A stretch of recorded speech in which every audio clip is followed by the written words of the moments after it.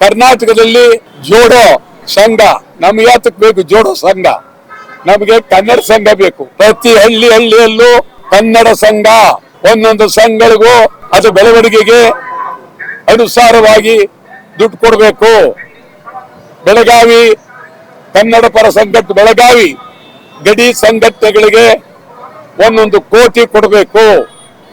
ಪ್ರತಿ ಹಳ್ಳಿಯಲ್ಲಿ ಆರಂಭ ಮಾಡುವ ಪ್ರತಿ ಹಳ್ಳಿ ಸಂಘಗಳಿಗೂ ಹಣ ಕೊಡಬೇಕು. ಮತ್ತು ಹೊರನಾಡು ಕನ್ನಡಿಗರು ಕಾಸರಗೋಡು, ಕಾಲವಾಡಿ, ಹೊಸೂರು, ಅಕ್ಕಲಕೋಟೆ, ಸೊಲ್ಲಾಪುರ, ಮಡಕಸಿರ ಎಲ್ಲ ಗಡಿ ಪ್ರದೇಶಗಳಿಗಾಗಿ 500 ಕೋಟಿ ರೂಪಾಯಿ ಆಯವ್ಯಯದಲ್ಲಿ ಇಡಬೇಕು.